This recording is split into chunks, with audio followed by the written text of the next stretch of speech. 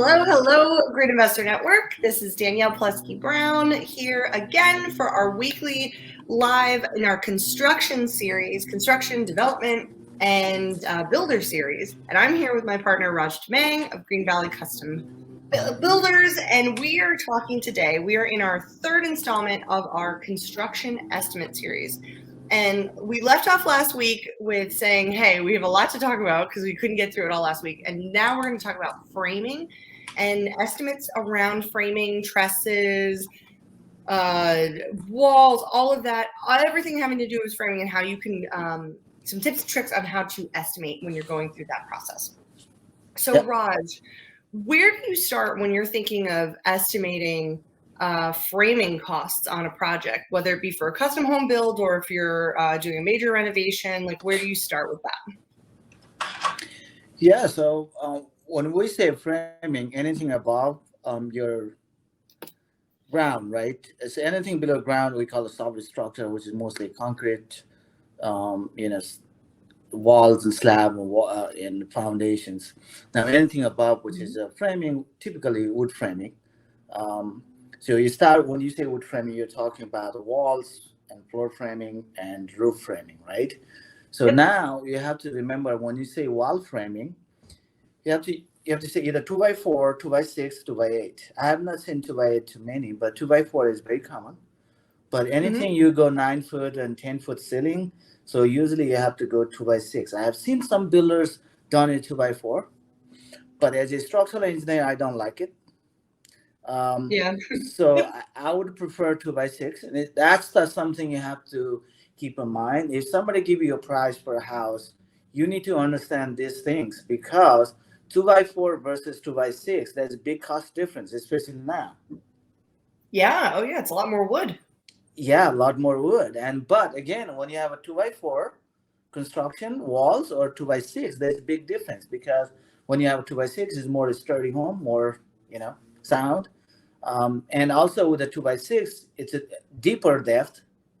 What that means that you can have a better insulation.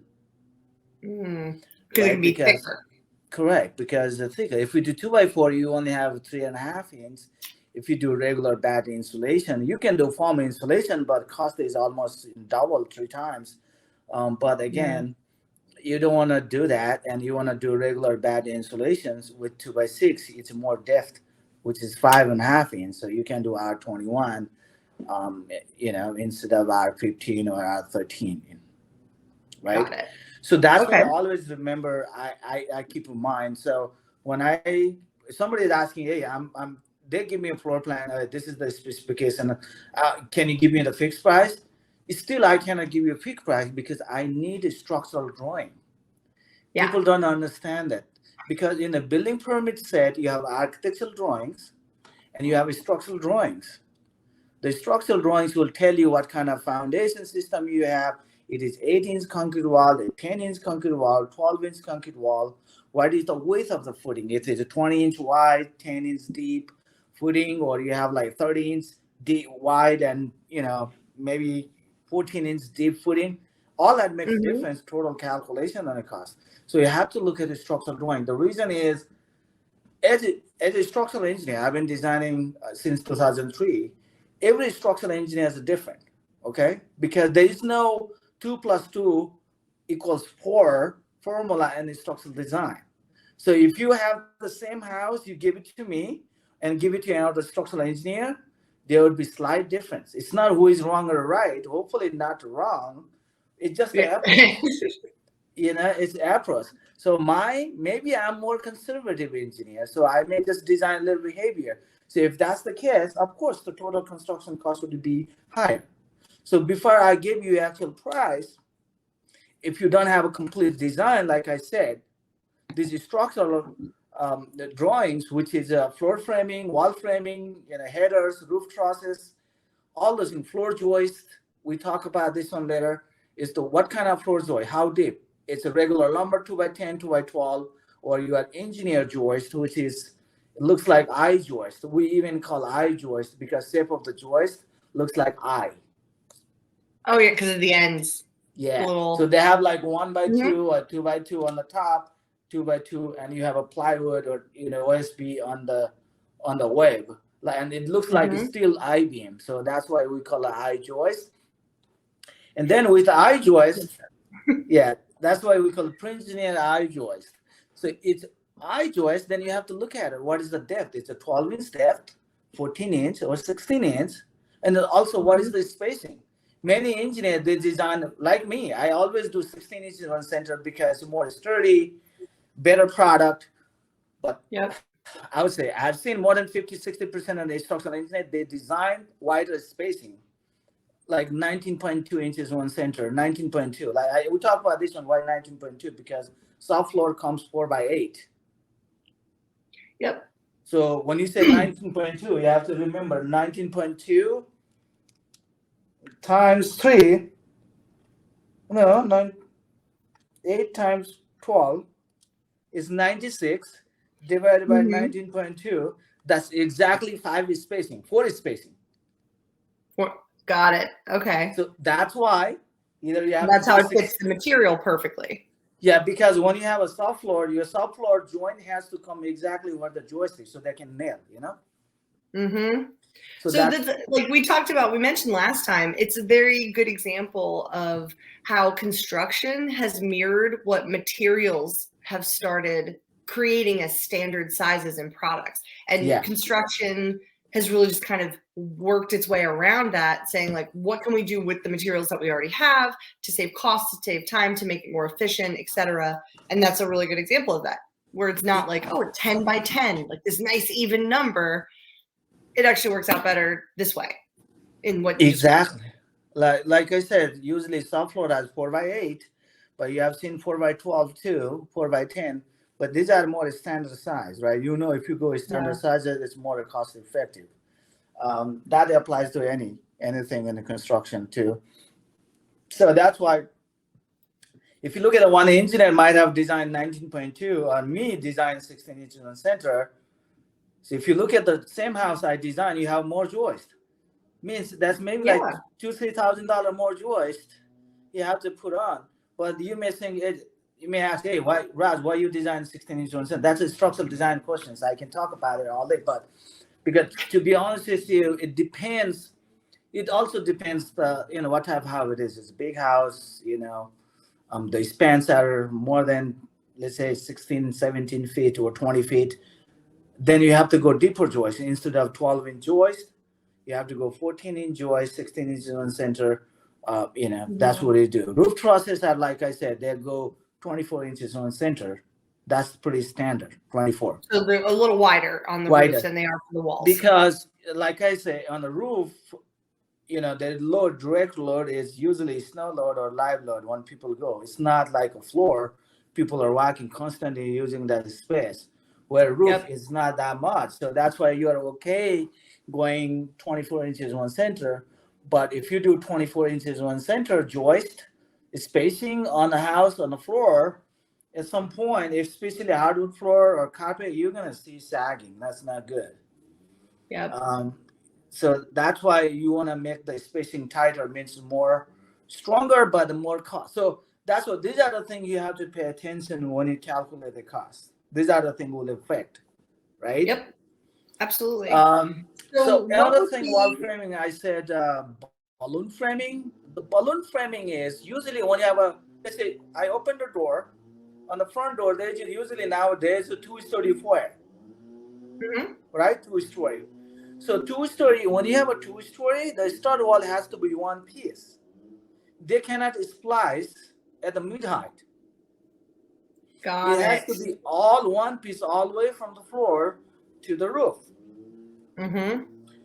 And when you have it, you have to remember, even if 2x6, the 2x6 is now almost like 21 feet tall. Because you have to remember, your first floor is, let's say, 10 foot. That's what we usually do. I mean, it could be 9 foot, but if your first floor is 10 foot, second floor is 9 foot, and floor joist is 14 inches, that's like 21, 22 feet all, 20 feet at least. So exactly. So with the balloon framing means that when you have a tall wall, you have to have one piece.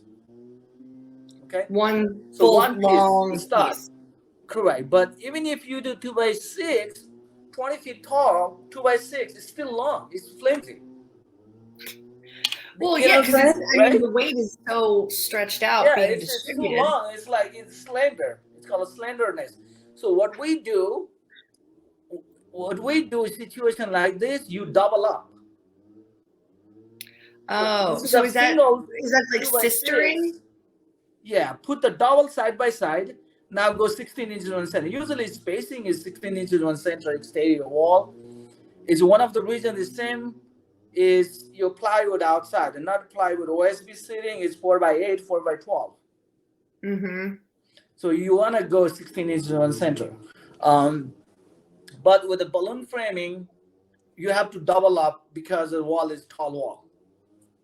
Yes. So basically, you're like sistering two of the Putting side by same side, yeah. beams together to make them stronger. Yeah. And because of the height, because of the distance, the height has to carry the load. Because of the height, yes, then correct. So that's All the right. typical balloon framing. But if you look at the old construction, like 30, 40, 50 years old house in Alexandria, Arlington, DC, what they used to do is that they still do balloon frame construction. So this is a little bit special. I'll try to make it short, if that makes sense. The way we build these days is called a platform method. Mm-hmm. What that means is that if you have let's say 2-story building above ground and basement, you have to go step by step, right? You make a basement. On the top of the basement, you have a floor system. On the top of that, you have a first floor framing, walls, right? And that's one platform. Then you make a second floor platform, put everything on up. So you're going stacking on the top of each other. That's called a platform. Yep. So when you say balloon framing construction, what they do is that your first floor and second floor, you have a one stud wall. Remember, instead of individual stud between the floors, now you have a one stud going from all the way from the slab to the roof. Okay? And in between, what they do is they notch and put a laser board.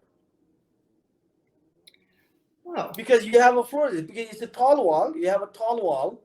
Now your floor is here. How are we going to connect the floor? Means this 2x6, 2x4, they're going to notch it around a continuous laser board and the joist is sitting on it.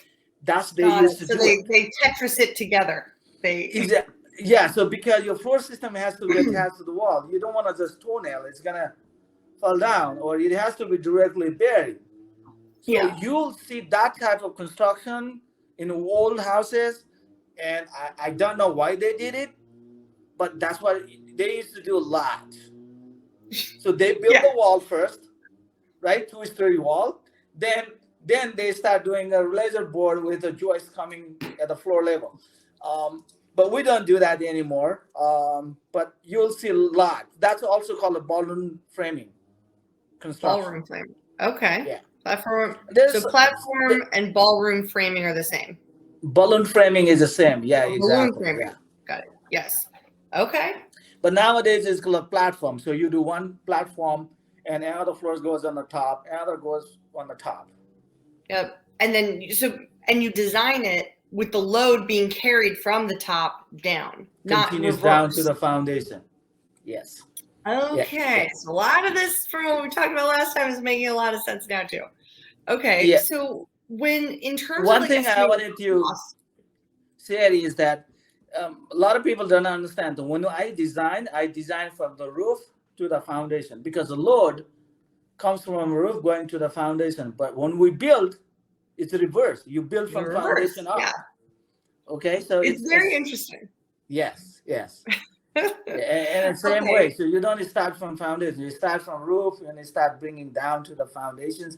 And when you build it, you just go reverse. Yeah. Which makes a ton of sense. Like now that you had explained that to me, that totally makes sense why you would do that. So, okay. So when it comes to estimating for the framing, say you want to estimate for say you're building a house in Arlington, right? Standard is probably around somewhere between 4,500 and 6,000 square feet. So let's just say 5,000 square feet for an easy number. And you're probably going to have 4 floors, including the basement. But the basement is, it will have some framing. how would you start estimating per floor how much framing you might need or things? Like, how would you necessarily start putting numbers to paper for that? See, all this lumber, almost all the vendors you work with, we work with Home Depot, we work with Carter Lumber, 84 Lumber. When I send a drawing, they prepare this list of materials. They do. It's part of the service they provide for free. From the drawing, they provide it. Sometimes they have a software, they use it. But personally, so when you use the software tends to over design. I know it. So in all my house, it's just in our office, we do calculation ourselves. Me and my engineers, we do it ourselves. That way, our experience, I've been able to sell a few $1,000s at least, because all these people will provide you service for free, but they always over design. I see it. They always provide more than what you needed to, because they don't want they always put more. But for me, this is what I do. I design. I order very tight. And if I don't need it, then I order it more. Then try to order everything up front and even more. You know what I'm saying? Yeah. But not all the builders have that resources. But if you do, and that's how I do, I don't know why it worked for me. I feel like that's more cost effective, because it's just a human nature. When you see too much stuff, you try to use too much, right? But if you have a list, if you have a list, you have tendency to use a list. So I give the framer, okay, guys, this is what you got. So they'll try to use all the pieces correctly where it's supposed to go. And I know that it's not enough. So when it's not enough, they prepare the list and I order it separately so that they don't overuse it. Yeah. Otherwise, so they're not cutting really long pieces of wood in odd sizes. They're just being much more, it forces your subcontractors to be a lot more thoughtful with what they're doing with the materials, rather than over ordering and saying, do whatever you want. I hope there's extra, which there won't be. I'm nothing against the framer, but it's nature. They always, if I don't pay attention, right? Let's say, because there's some of 2x6, 10 foot, some of them 8 foot, some of them 12 foot. There's a reason why I order separate 2x4 different lengths, because they're part of the house that's 2x8, 8 foot, 9 foot, 10 foot. So what happened? Because if you don't tell them correctly, don't order it and also mark it correctly. So if they found 10 foot long piece, they only need the 8 foot. What happened? They're gonna cut the 10 foot tall and make it 8 foot. They do it all the time, Yeah, and then you have to order more 10 foot. Be careful. Just cut it, cut the 10 foot, make it 8 foot. But then now what I need a 10 foot. They don't know. Now what I need a 10 foot is not there. Now I have to order a new 2x10, a 10 foot long, Yeah, no, it's totally true. Totally true. I mean, that's the Minson method.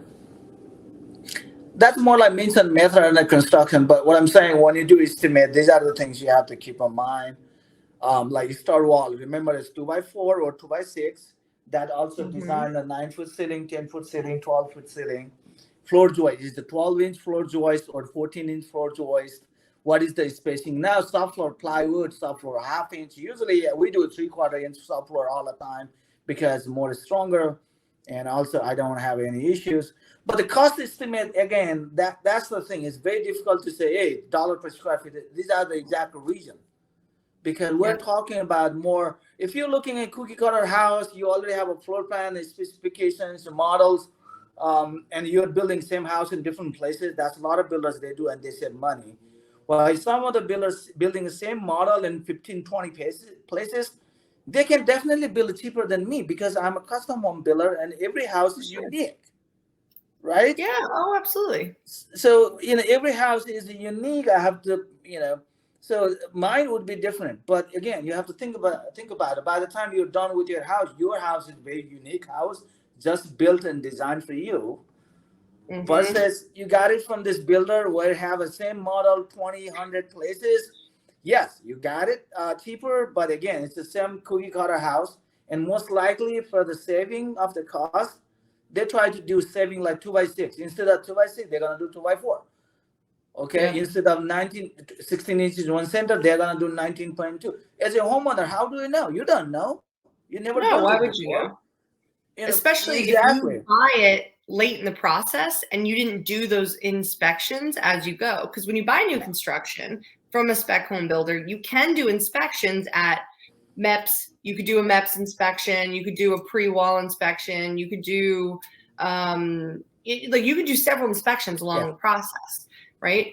But if the walls are already up and it's to code and it's been inspected by the county, and there's nothing, they're not going to take the walls down for you. As long as everything meets county requirements, it doesn't mean that they have county requirements are not necessarily the absolute best way to build homes, and there's better and more upgrades, but you won't know, and they're not going to undo it for you.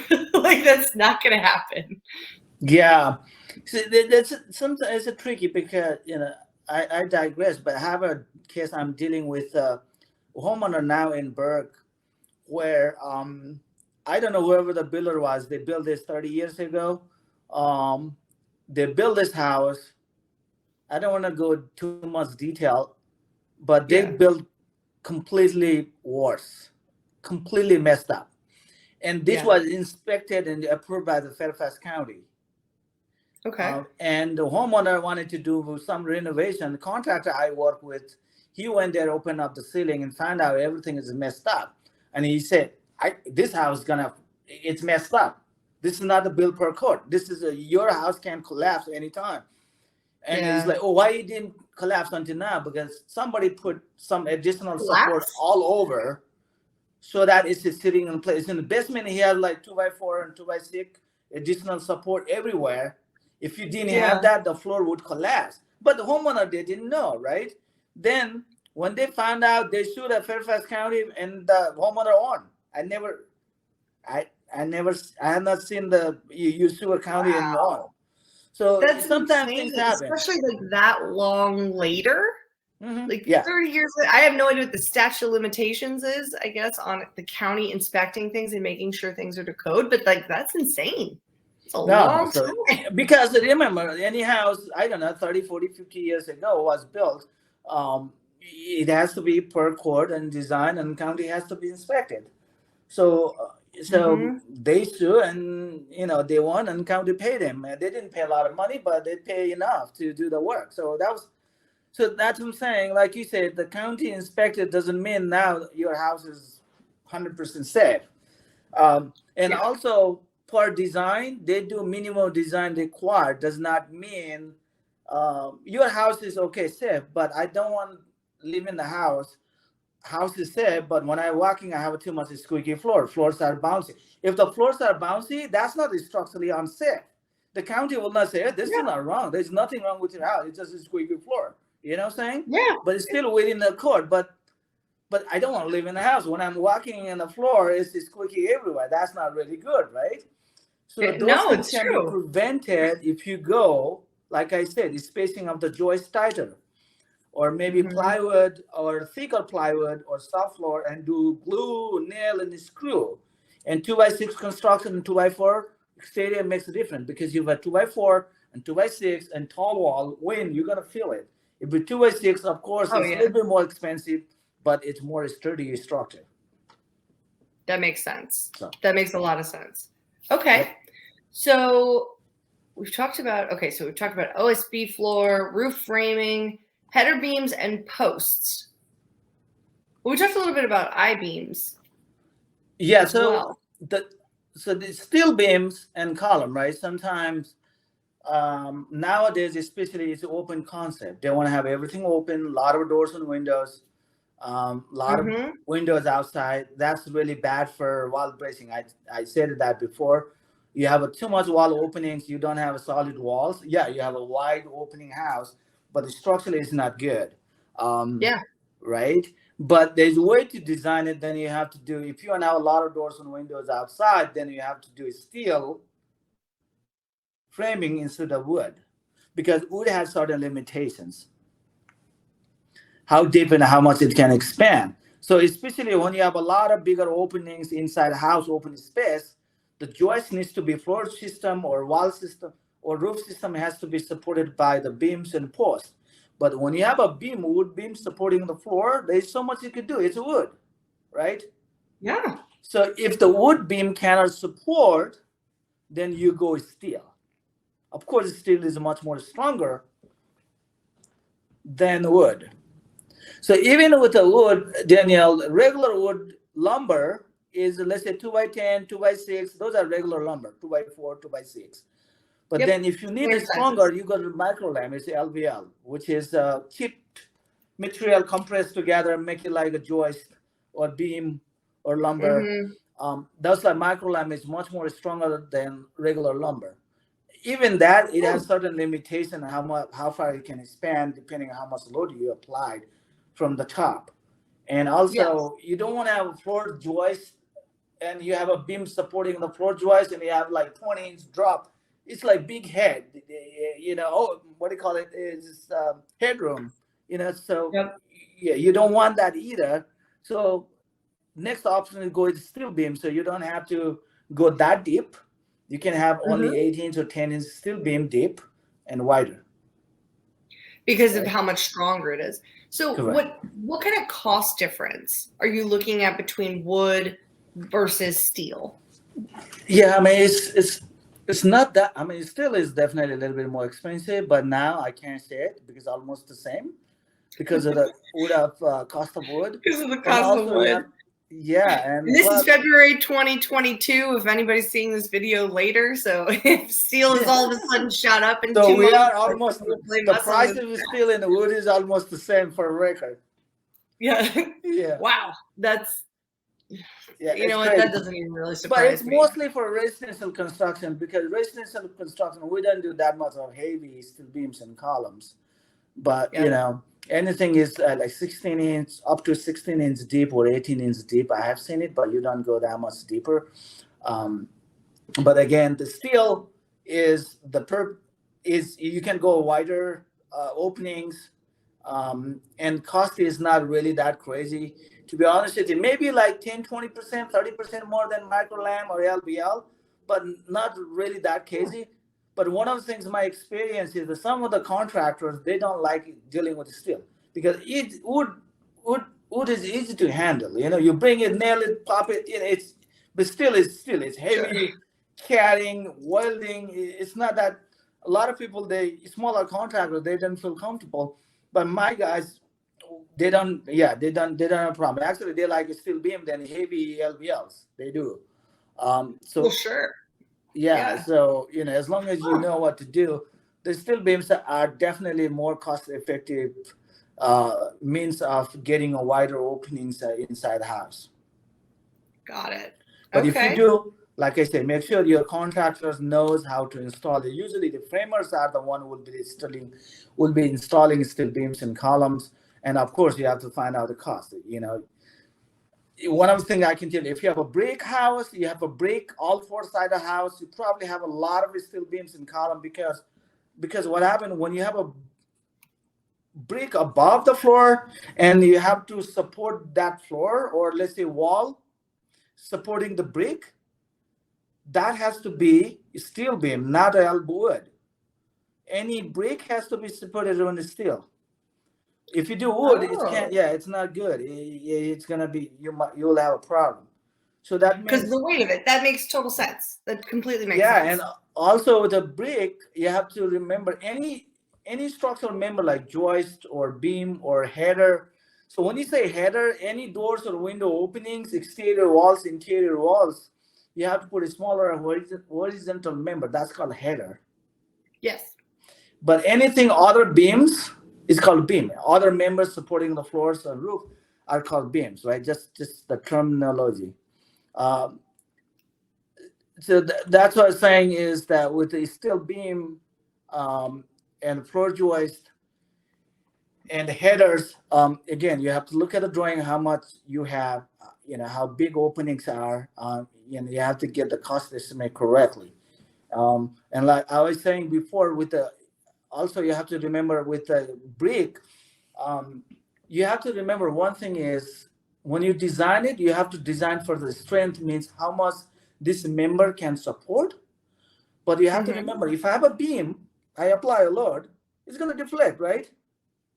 Sure, yeah. So let's say this is a 20-pound beam. I apply a load. let's say Mm-hmm. there is a half-inch deflection.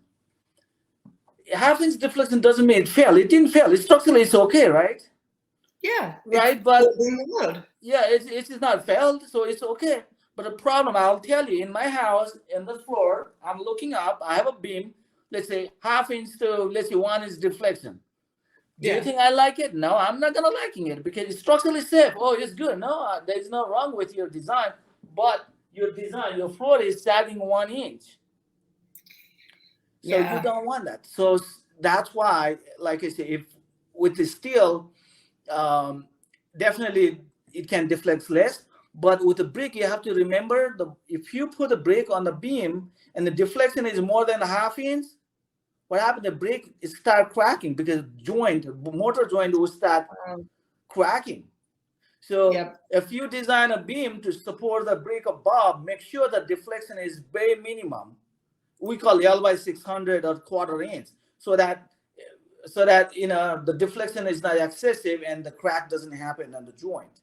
So you have to think about not just the weight but also the deflections when you design a brick supporting beams or structural member supporting a brick.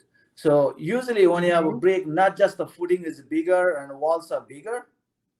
We talk about this on concrete wall, it has to be minimum 10 inch with a brick versus 8 inch without brick, because with a 10 inch, you have 4 inch less for the brick and you need a minimum 6 inch inside. So your concrete wall is minimum 10 inch. And because you need the extra space. Yeah, you need what we talked additional about last week. thickness. But because of the weight of the brick, now footing has to be wider. That makes complete. So all these things totally make a difference. Sense. Yeah. So then when it comes to then estimating additional cost, then these are things that you should really be thinking about when developing a property. Now, what about when you're really doing more of a major renovation on something? Because there's a lot of flippers and rehabbers compared to like complete new construction.